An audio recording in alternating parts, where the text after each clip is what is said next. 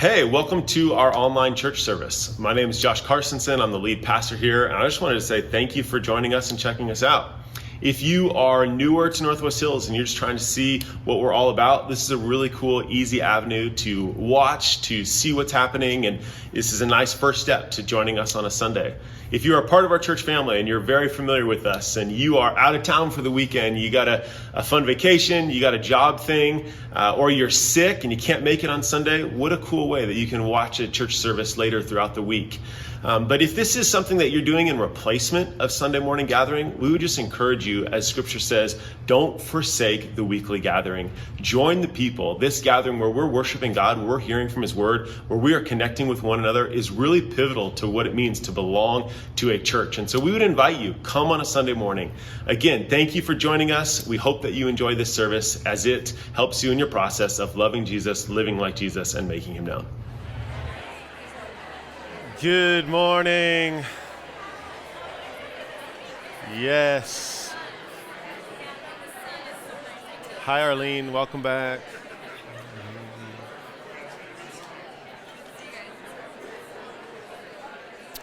Man. All right, I'm going to use this opportunity to give a shameless plug for our nursery.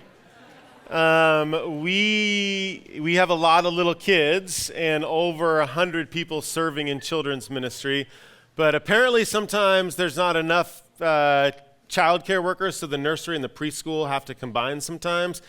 So if you want to serve somewhere, you can go hold babies, go talk to someone at the Connect desk. They will find a spot for you to hold some babies. So they're awesome, man. What's that?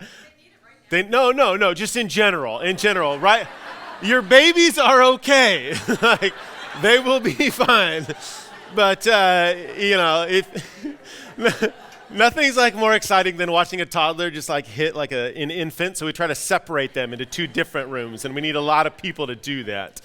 So I'm going to just jump in because I got a lot to do, and my mind's in a lot of places. I've been fighting a cold all week, which is weird when you're listening to music because first hour I'm like, it is so quiet in here. And then you kind of, oh, wow, it's actually really loud. And then tomorrow morning, my wife and I are taking off to the Middle East. So I'll share more about that in time to come. But let's jump into the sermon. When you think of our country and you think of a really, really good leader, who comes to your mind?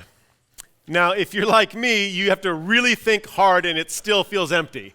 You're like, man, this is a significant struggle. And then you kind of broaden that not just to our country, but just leadership as a whole. You're kind of like, man, it'd be nice if there were more leaders. And not only more leaders, but like some effective leaders. And then you think about like not even just in our country, but like in the church and in the church at large. Like there's just not a whole lot of them right now. And I've been kind of scratching my head over the last, 38 years, wondering, Lord, like why is it that it is hard to be a leader? Why do we struggle when it comes to leadership? And why do most leaders really struggle to end well?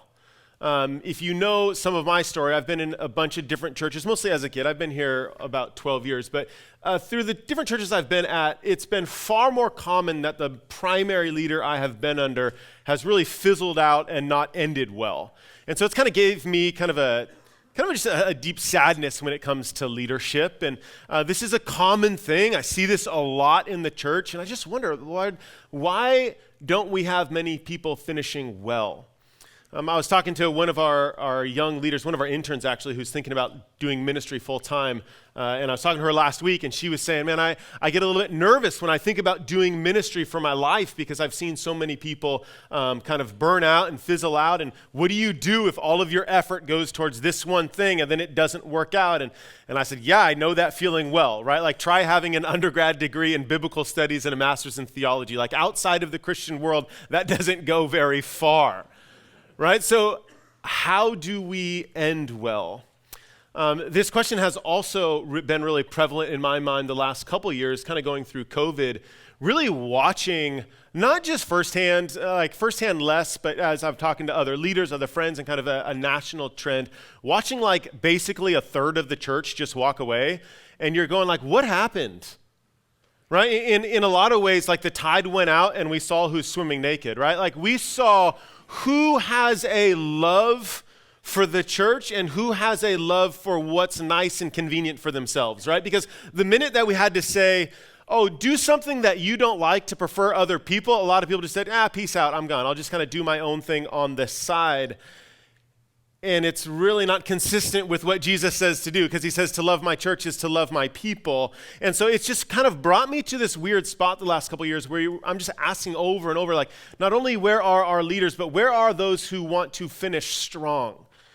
You know, being a middle-aged guy, I guess, I've just been around a lot of older people who haven't done that. And I want to be around more who are finishing strong. And I appreciate the people in my life who have finished strong. I think about Don Snow sitting right here, one of my mentors. I meet with him every week. And, you know, here's an example to me of someone who's finishing strong, but there's not a lot of Don Snows in the world. And so how do we do that?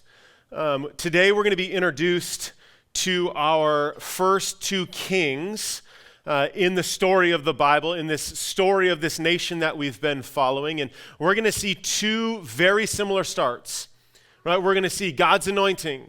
We're going to see all kinds of success. We're going to see hardship. We're going to see failure. And then in the end, we're going to see two very different endings. The first king is going to tragically end his life and his own life far from the Lord, far from obeying the Lord.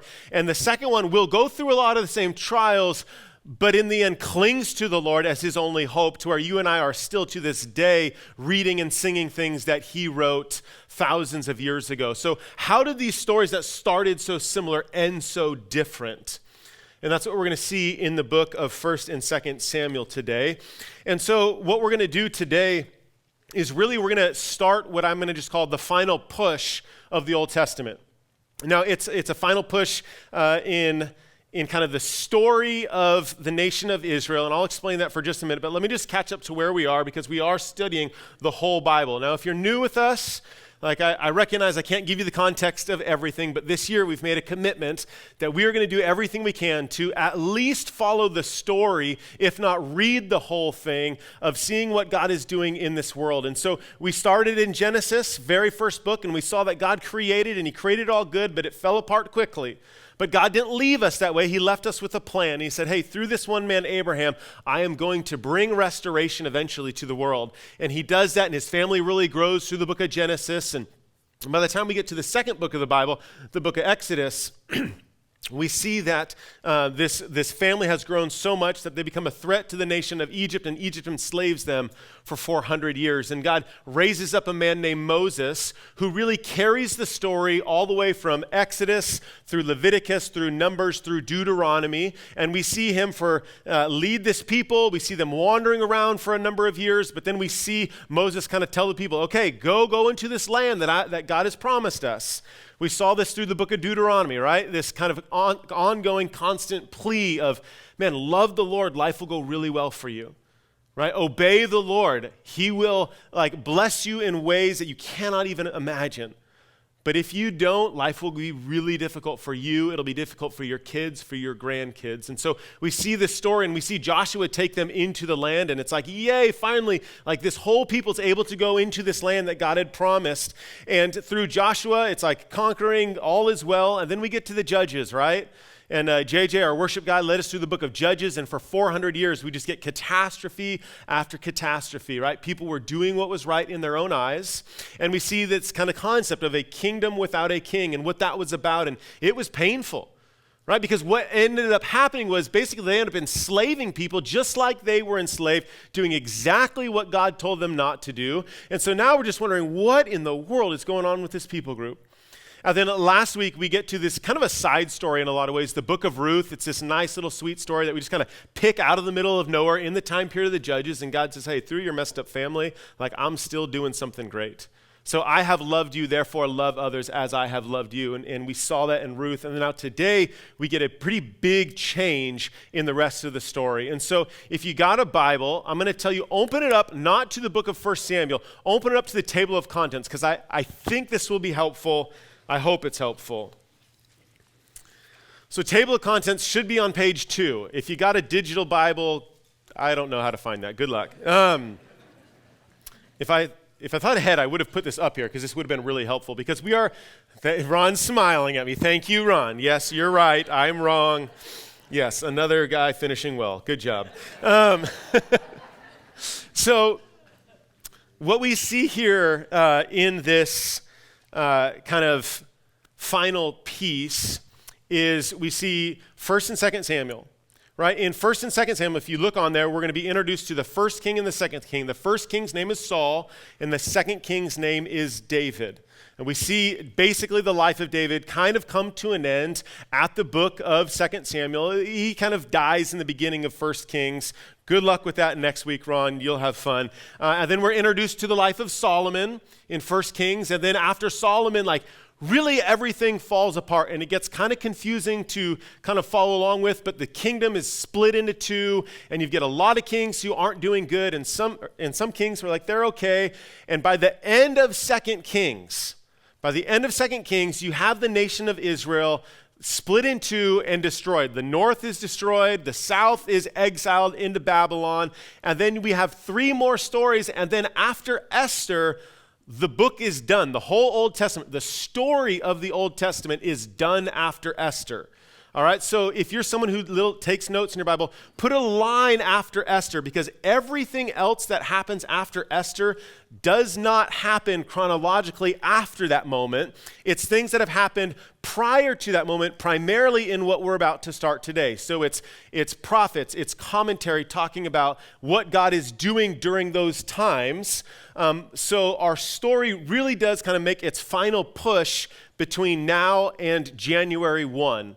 And I say all this to say, man, if you can kind of stay with the story, with the narrative over the next 5 or 6 weeks, you will get the whole picture of what God was doing in the Old Testament. And that's not that bad. We can do it. This week's just 55 chapters. Not a big deal, right?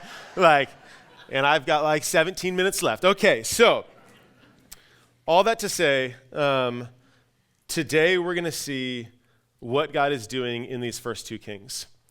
99% of our time, we're going to look at the first king. I'm going to wrap it all up with the second king. I'm going to come back to David primarily when we're in the book of Psalms. So on January 15th, I'll be preaching and we'll talk a little bit more about what was going on in 2 Samuel. But today is just an intro, really asking, man, why did they long for a king?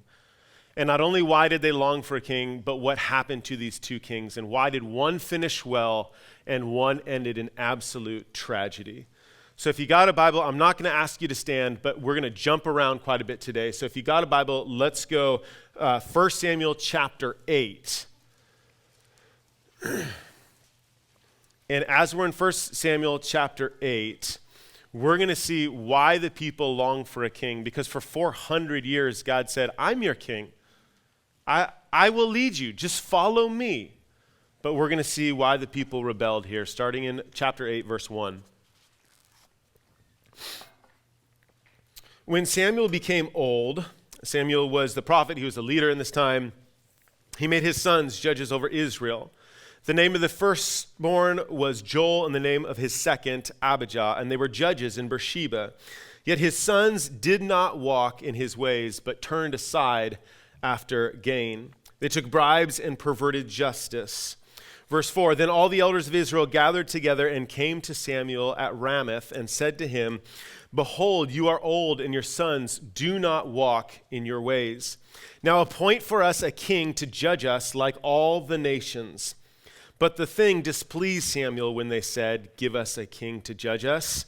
And Samuel prayed to the Lord, and the Lord said to Samuel, obey the voice of the people in all that they say to you, for they have not rejected you, but they have rejected me from being king over them.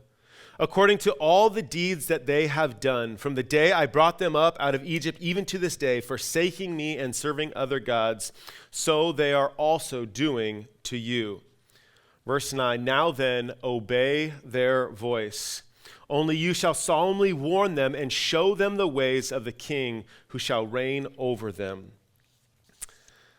Like I said, for 400 years, God said, I'm going to be your king. You don't need a king like everyone else. I will lead you. I don't need you to look to an earthly man. I need you to look to me. I will guide you. I will literally carry you. I will sustain you. I will protect you. And the people look around, they say, but everyone else has a king. I want something that I can hold on to. I want something that's tangible. And they beg for it.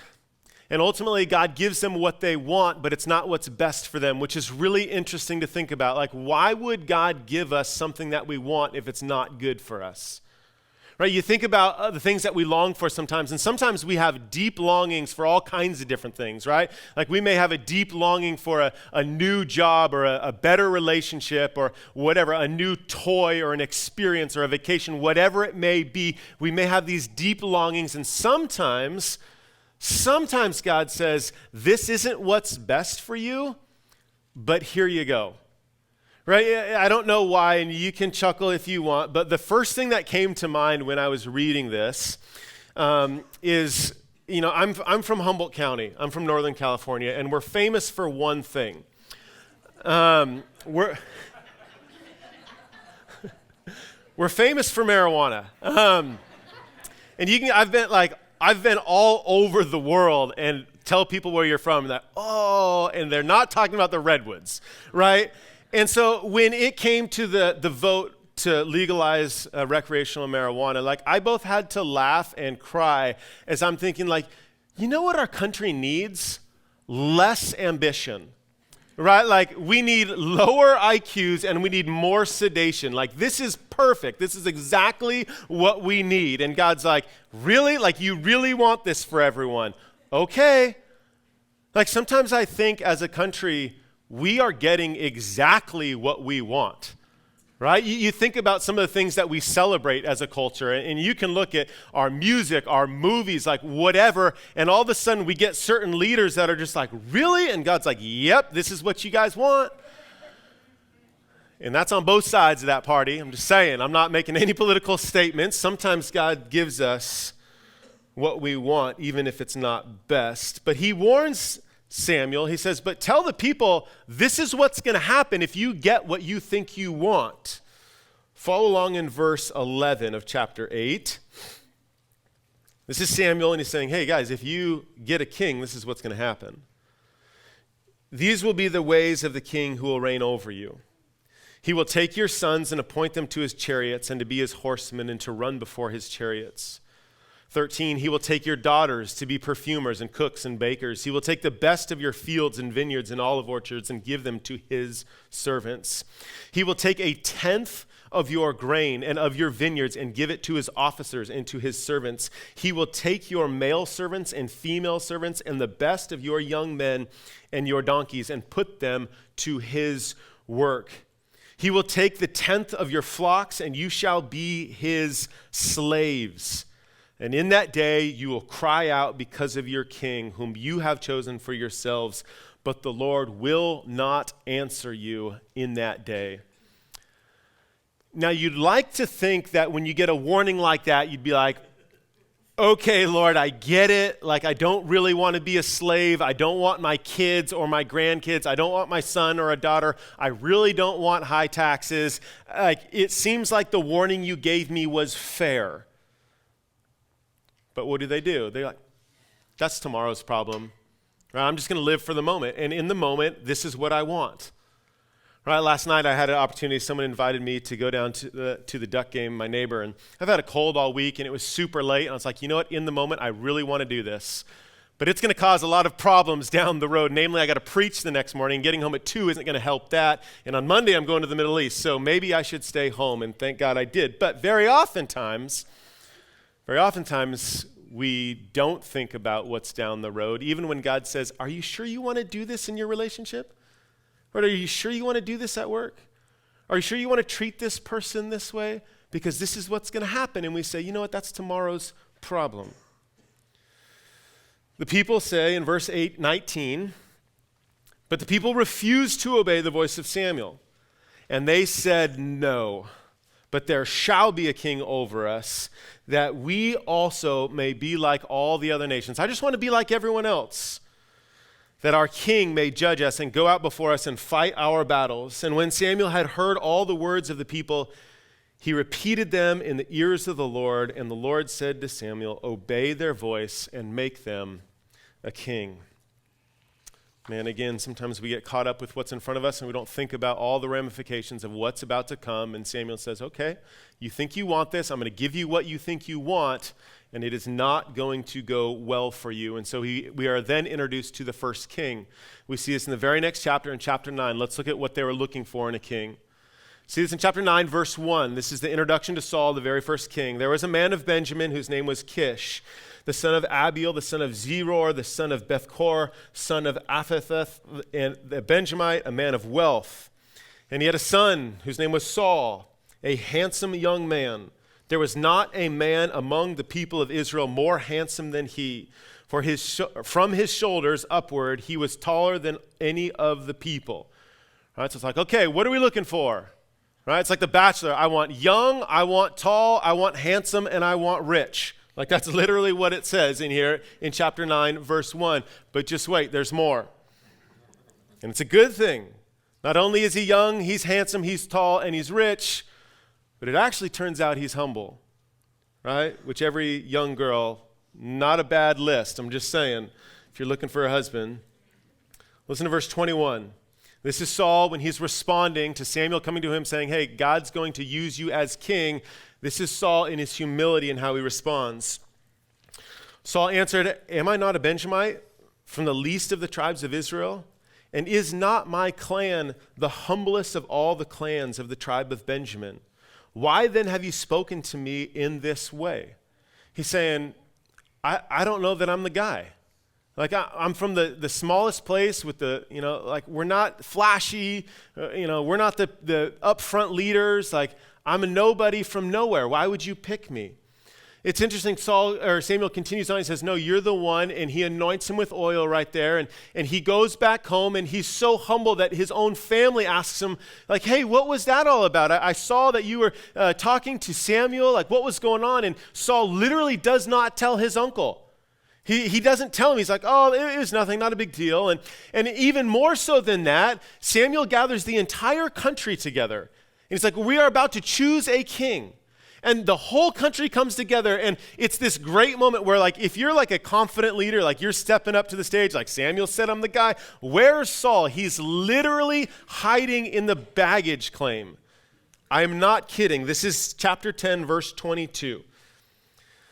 And Saul, the son of Kish, was taken by Lot. In other words, Samuel said, God has anointed this person. But when they sought him, he could not be found. So they inquired again of the Lord, is there a man still to come? And the Lord said, behold, he has hidden himself among the baggage. Then they ran and took him from there. Like, that's kind of an awkward moment. Like, I don't know what that was like if you're like literally like hiding in a bag and like, there you are. You're going to be our king. He's like, all right. So they bring him up on whatever stage in front of everyone. Verse 23, they ran and took him from there. And when he stood among the people, he was taller than any of the other people from his shoulders upward. And Samuel said to all the people, do you see him whom the Lord has chosen?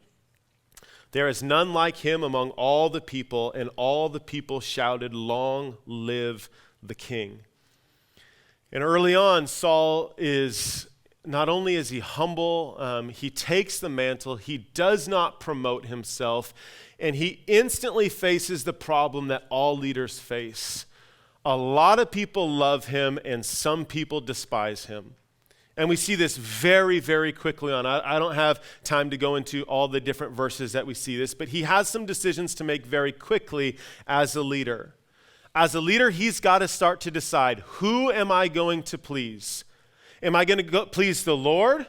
Or am I going to please the people who both love me or the people who despise me?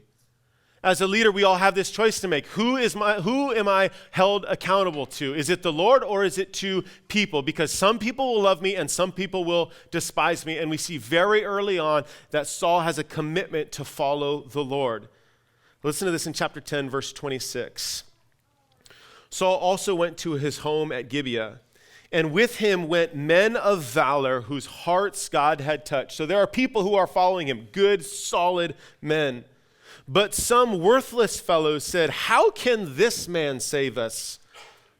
And they despised him, and they brought him no present, but he held his peace. And I love that. But Saul, he doesn't complain. He doesn't address his critics. He doesn't say, "What's wrong with you? I'm going to be a good leader. God's chosen me. I'm tall, dark, handsome, and rich. What can go wrong?" Like, he doesn't do that. He is a man of peace. And then very quickly here we see in chapter 10 and 11 that God gives him military victory. And after his first battle, it's interesting because some of the leaders, they grab some of his critics and they say, "These were the people who didn't think that you'd be a good leader. Let's bring them in front of people and let's kill them." And Saul's like, whoa, whoa, whoa, whoa. Like, I'm not here to impress people. I'm here to obey the Lord. Like, my job is not about trying to appease or please anyone. I'm here to do what God has asked me to do. So far, so good. Like, Saul, you're doing great. Like, good leader. You're humble. You're not taking vengeance on anyone. You've got critics. You've got fans. You're kind of walking the tightrope, and everything seems to be going well. But then comes chapter 13. And this is really early on. Like, as we are going to read his story, it's a long story, but in chapter 13, everything begins to change. And we're going to ask, why did everything begin to change? Pick it up in chapter 13, verse 5. And the Philistines mustered to fight with Israel. Right? So here comes a foreign army. They're fighting against Saul and his people. 30,000 chariots. Like, just imagine that for a minute. 30,000 chariots, 6,000 horsemen, and troops like the sand on the seashore in multitude. They came up and encamped at Michmash to the east of Bethaven.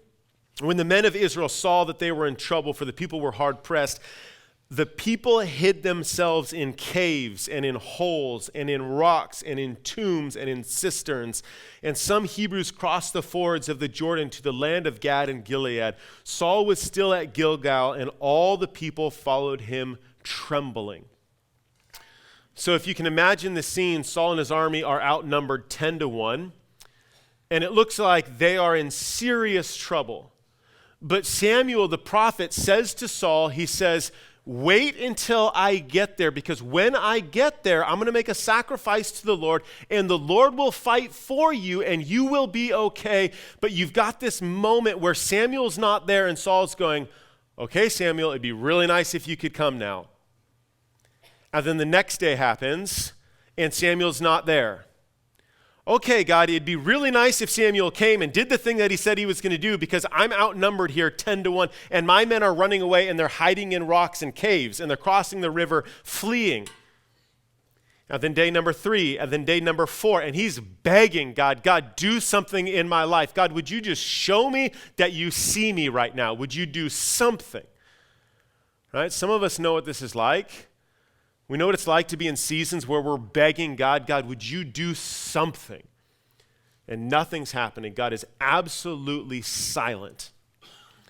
And Saul waits the 7 days. And after 7 days, apparently Samuel said, "I'll be there on that 7th day." He doesn't show up, and so Saul takes actions into his own hands, and he makes a sacrifice himself. And he's like, "Okay, God, would you just please do this, because it looks like we're in serious trouble." And Samuel gets there, and Samuel says, "What have you done?" Verse 13. Chapter 13, verse 11. Samuel said, "What have you done?" And Saul said, "When I saw the people were scattered from me, and that you did not come within the days appointed, and that the Philistines had mustered at Michmash, I said, now the Philistines will come down against me at Gilgal, and I have not sought the favor of the Lord." In other words, I don't think God's for me right now. So I forced myself and offered the burnt offering. And Samuel said to Saul, "You have done foolishly, for you have not kept the command of the Lord your God, which he commanded you. For then the Lord would have established your kingdom over Israel forever. But now your kingdom shall not continue. The Lord has sought out a man after his own heart, and the Lord has commanded him to be prince over his people, because you have not kept what the Lord commanded you. So I think sometimes it's really easy to say, yeah, I'm all in. I love the Lord when life's going really well, when we feel like we're going in a good direction, when we feel like we hear the Lord. But when things are really silent is when the test comes before us. God, am I going to wait for you, or am I going to try to make something happen on my own? Saul tries to make something happen on his own, and God says, okay, I'm done. Like, I'm taking the mantle that I gave you and I'm giving it to someone else. And from this point forward, God takes his special anointing off of Saul, and we see an absolute transformation in the life of Saul. He becomes a bitter, foolish, angry man. You're going to read this throughout the next week as you look at 1st and 2nd Samuel, is you're going to see he just becomes so harsh, so cruel. But it's interesting, if you look closely at chapter 15, it seems like God gives him a second chance. So very quickly after this, in chapter 15, God says, okay, here's what's going to happen. I'm going to be with you. You're going to come up against a foreign army, and this is what I want you to do. When you fight this foreign army, I want you to destroy everything, and I don't want you to keep anything. Don't keep the camels. Don't keep the donkeys. Don't keep the cows. Don't keep the king. Don't keep any of the people. Destroy it all, and know that I'm going to be with you, and you don't need the plunder of war. So God is with them. They destroy them. But all the people in Saul's army say, oh, it'd be really nice to get some of this cattle. It'd be really nice to take some of this plunder of war. And so they do, and they disobey what God tells them to do. And Samuel comes to Saul. We see this in chapter 15, verse 14. He says, what then is this bleating of the sheep in my ears and the lowing of the oxen that I hear? Saul said, they have brought them from the Amalekites, for the people spared the best of the sheep and of the oxen. And then he kind of says, well, and then we're going to sacrifice them to the Lord. And the rest we devoted to destruction. Then Samuel said to Saul, stop. Stop making excuses. Stop. I will tell you what the Lord said to me this night. Saul said to him, speak. Verse 17, Samuel said, though you are little in your own eyes, are you not the head of the tribes of Israel? The Lord anointed you king over Israel. Verse 19, why then did you not obey the voice of the Lord? I think this one little phrase here in verse 17 is so critical in understanding why most people do not end well when it comes to following the Lord. And I think this one verse is exactly what happens to so many people.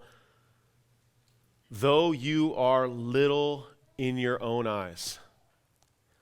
It's a fascinating little phrase. It's a tiny little phrase. Here's Samuel saying to Saul, he's saying, you didn't think what you were about to do matters.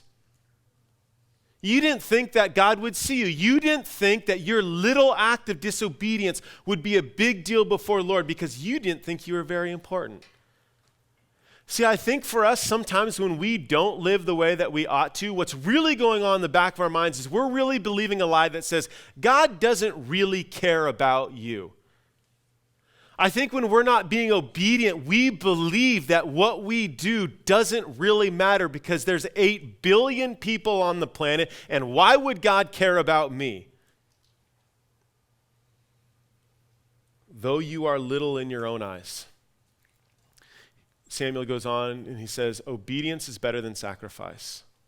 In other words, he goes on to say, what you are displaying in your life, right? This nice little everything's okay. He's like, that doesn't matter. What matters is obedience.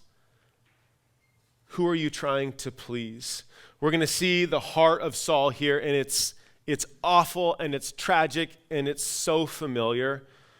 In verse 24 of chapter 15, Saul said to Samuel, I have sinned, for I have transgressed the commandment of the Lord and your words, because I feared the people and obeyed their voice, and I did not fear the Lord. He admits it, but what's really interesting, check this out. He admits that he does wrong, but he does not change. Right? He actually gets angry at Samuel here. Verse 27. As Samuel turned to go away, Saul seized the skirt of his robe, and it tore. And Samuel said to him, the Lord has torn the kingdom of Israel from you this day, and he's given it to a neighbor of yours who is better than you. That's tough. And listen to Saul's response. This is the worst part. This is Saul. Samuel's already said, you're done, you're over. God's given this to someone who's better than you. And Saul says this. He has just the gall to say this in verse 30. Here's Saul. I have sinned, yet honor me now before the elders of my people and before Israel. Here he is, he's saying, yes, I know what I've done is wrong, but can I just look good in front of my people? Would you just honor me in front of my people? I know that my crown is stripped away. I know that my authority is gone. I know that my anointing is gone. But can I just get one last final, isn't Saul great in front of everyone? Verse 35. And the Lord regretted that he had made Saul king over Israel. To be a follower of Jesus that lasts, to be a good leader, you got to understand that your life does matter. Right? That obedience to God matters, no matter who you are. Right? You may feel like I am an insignificant nothing. How does God see what I do, and why does that matter? Right? At the end of the day, though, we have a cross sitting right here that screams your life matters. It screams that what you do in obedience to me matters because God gave everything for you. He didn't just give it to the broad world. He gave it to people, and he's saying, would you follow me? Would you trust me? Would you obey me? I've given everything for you, and I reign and rule supreme. Would you trust me? See, what's interesting is we're going to look at the life of David primarily in a few weeks. I'm going to wrap it up here, but as we get to the next king, the very next chapter, chapter 16, we're introduced to the next king. And just pick it up in verse 7 there. We're going to see what God's looking for, and we're going to see how David lives a very different life than Saul. The Lord said to Samuel, do not look at his appearance or at his height or his stature. And David was a handsome dude. It even says that. He says he was easy on the eyes and handsome. But it says, for the Lord sees not as man sees. Man looks on the outward appearance, but the Lord looks on the heart. And what we're going to see in David is we're going to see someone who has a heart after God. But what's fascinating is that David actually lives a far more heinous life than Saul ever lived. You ever think about that? David disobeys God probably more than Saul does. He has someone murdered. He takes someone who's not his wife. But what's different about David? Right? When confronted with his sin, what does David do? He perpetually falls on his knees before the Lord and he says, God, I have sinned. What does Saul do? He says, I have sinned, but can you make me look good in front of everyone? And David says, God, from you and you alone have I sinned. I am a wrecked man. Lord, I confess, I repent, I am wrong. I see that what I do matters. It matters to you. You see me. You love me despite what I have done. And we see the greatest ruler who ever ruled, who God says, this is a man after my own heart. I'm going to wrap it up and we're going to pray, and I'm going to ask, Lord, I'll just ask right now, God, would you show us what it's like to be men and women who understand that our lives matter and that what we do with them matters. God, I think it's easy to believe the lie that says, you're not paying attention to me, that I'm not worth paying attention to, that I'm not valuable enough, that we're little in our own eyes. And Samuel just says it so clearly to Saul. He says, you are the Lord's anointed. God has commanded you, love me, obey me, follow me. Even when you don't think you hear my voice, I will be faithful to you. I'm working. God, when we find ourselves like David in moments where, for whatever reason, we're coming in a season or out of a season or in the middle of a season where we have just tragically made a wreck of our lives, God, I pray that we would be like David and say, God, I have wronged you and I'm sorry. God, because what you're looking for is not a clean life. You're looking for a heart after you and a heart of obedience and a heart of confession. God, help us to be a people who recognize your love for us as seen on the cross that screams your life matters. And help us to be a people who follow you with everything that we have. We love you, Jesus. It's in your beautiful name I pray. Amen.